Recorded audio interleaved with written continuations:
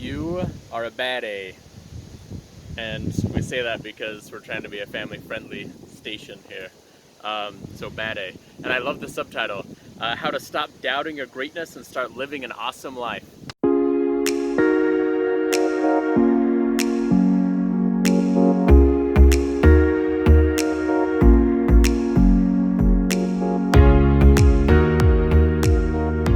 The overarching idea of the story, or of the book, was that you are what you think you are. If you want to be mediocre, you're gonna be mediocre. If you want to be awesome, you're gonna be awesome. That's what we're gonna talk about today, is how to get out of your own way and how to be awesome. First off, we're gonna do some ratings. First, we're rating off of the overall book, if we enjoyed it, how worthwhile we thought it was. And I gave that 5 stars. That's a 5-star rating for that one. Because she, having read a bunch of self-improvement books, she approached this one in a way that was a lot less boring. She uses a lot of spunk, as you can tell from the title. But yeah, she made it a really fun, interesting read, and I loved that so much. Not only that, she had some really awesome ideas in there. She kind of took all of her years of self-improvement reading and condensed it down into some solid ideas. The second rating we have is for its applicability rating. Does it apply? Am I able to apply it? And for applicability, we gave it a 4. The reason I gave it a 4 was because a lot of the stuff in there is solid stuff. Some of the stuff I felt was gut-clenching and not in such a great way. She talks about a time she was gonna go buy a car, and she had a choice between this car that she knew she absolutely could not afford, and then this affordable car. And she decided, you know what, if I buy the expensive car, money's gonna come to me and I'm gonna make it work. And so she bought the expensive car. That to me is a little too far, right? If you don't have the money to buy something, you probably shouldn't buy it. Start working on a way to get the money to buy it. Maybe I'm a little bit more conservative on the money spending side than Jen Sincero is, but that's okay, we all have our styles, right? The third rating that we have is the practicability rating. Practicability, is it practical for me to do? And we gave that one 5 stars. It's super practical. So now we're gonna go over the 5 basic ideas, or the 5 principles of this book. And I'm gonna sneak in an extra one because I thought it was awesome. So, principle number 1. You need to be positive. If you're positive, you attract positivity. If you're negative, you attract negativity. This one was really good for me. There was a time in my life where I was spending a whole lot of time in the Facebook comment section. And in that section, you kind of get lost a lot in negativity. You start to argue with people a lot, and it turns you into a negative person. You start to see the negative all around you. Recently, I've decided to limit my Facebook time. I've started doing just 45 minutes a day. Occasionally I cheat a little bit, but for the most part I'm doing 45 minutes a day tops. And with that, I found that I can be a lot more positive of a person, because not only am I wasting a lot less time every day on Facebook, I'm getting away from a lot of the negativity that I was finding there. And if you take the time to really start being positive, to start thinking happy thoughts, right? What is that? That's Peter Pan, think happy thoughts. When you start thinking happy thoughts, things around you start to get happier. And it's because where you put most of your energy into, you're gonna get that back. And number 2 is quit doubting yourself. A lot of times you hear the idea that you just need to get out of your own way. And that's so true, right? And a lot of the times we don't do things through like, yeah, I probably couldn't do that. I think about that. When I was in high school, I took woodworking classes, and that was my thought, like, man, some of these guys are making some awesome stuff. I'm not that good at stuff. And so little would you know that now I have been working on running my own woodworking business out of my basement, making stuff. So quit doubting yourself. You're awesome. You're a bad A. You can do it. Number 3, I love this part of the book. She points out that in the beginning of her journey, she was hearing a lot that you need to make mantras, and she was like, that is so weird. Like, why would I just stand in front of the mirror and tell myself things all the time? That's so weird. You are beautiful. You're a good guy. I like you the way you are. Even though that's weird, you should still do it because it works. If you're constantly being told how good of a person you are or how awesome this new project is going to be, you're going to find ways to make that work. Let's be honest, a lot of us have a lot of negative self-talk. You know, you think yourself like, I can't do that, or man, I'm kind of chubby, or I wish I could be rich, or, you know, a lot of those things. And the problem is we're consistently giving ourselves negative talk, and we're not loving ourselves enough. We're not giving ourselves the positive talk that we need.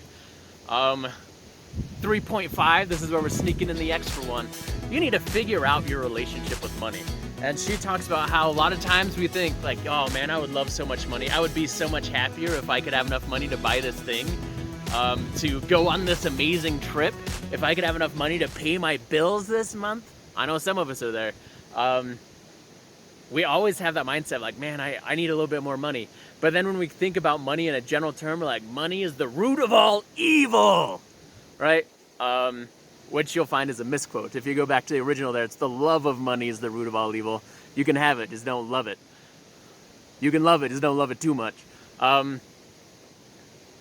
But you need to figure out your relationship with money. If you correlate money with, money is for people who are abusive. Money is for people who are mean. Money is for people who don't care about other people. Money is for selfish people, right? All these ideas that we've had, we need to work through those. We need to figure out that money itself isn't negative. Money itself isn't positive. Money is a tool.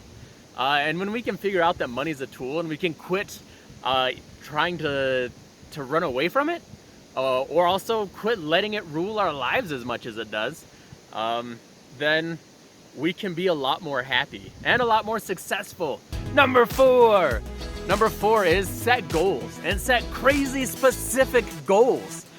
She talks about how if you want to set a goal, you need to have a date that you want the goal to be finished by, and you need to know how much money you need to have in order to achieve that goal, or have small goals leading up to that. You need to set a goal, and it needs to be crazy specific. And not only that, you need to bet against yourself. This was number 5. You need to make it painful for you to not meet your goals. An example that she has is that she once worked with a group of people, and they all set goals, and then they all wrote $500 checks to give to a charity if they did not reach their goal.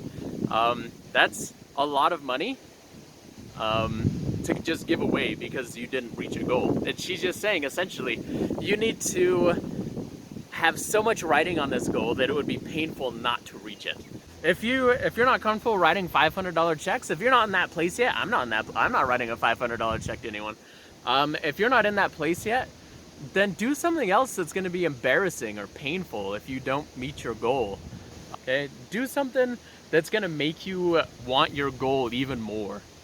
Sometimes just wanting something isn't enough for us. Sometimes we have to bet against ourselves. Now we're going to talk about our action item.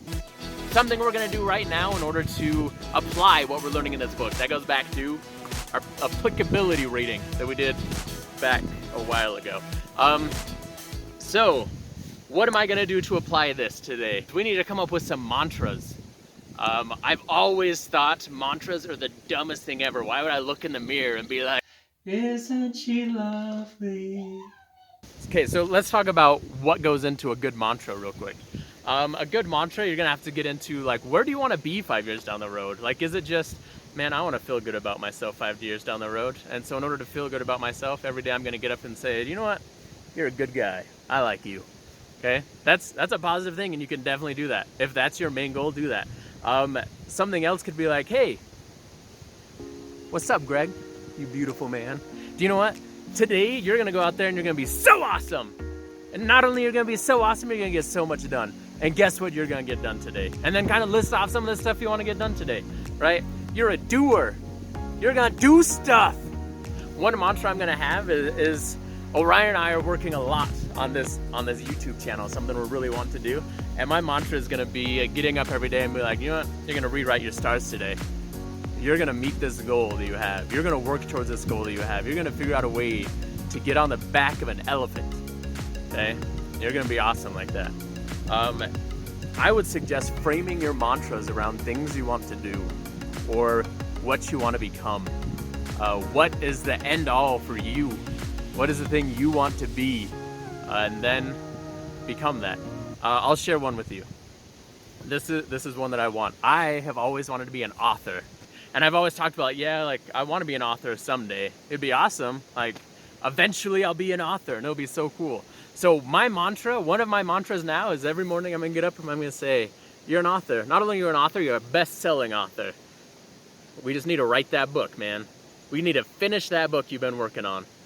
You're an author. You're gonna do this. And every day that I get up and I say that, it's gonna defeat the negative talk that I have of saying, is this book really like gonna go anywhere? You're just gonna spend so much time writing this book, and then once you're done with it, you're gonna send it off to a couple publishers and it's gonna die, and your dreams are gonna die along with it. So we gotta work on something like that. You gotta talk positive to yourself. You gotta love yourself, man. Okay, you are a bad A. Start believing in yourself. You can do it, you beautiful person, you. This has been a Rewrite Your Stars book review. Be sure to like and subscribe, and ring the bell so you can have notifications for upcoming videos. Let us know in the comments what books you think we should review next. If you're interested in reading this book, we're gonna put some links in it. There's gonna be a link down in the description right there. You should totally check that out. There's gonna be a link to Amazon. There's also gonna be a way for you to sign up for Audible if you don't have it yet. You can listen to it there. I would suggest listening to it. Jen Sincero, the author, she reads it super funny. I really enjoyed it. So I would totally suggest doing that. Until next time, rewrite your stars.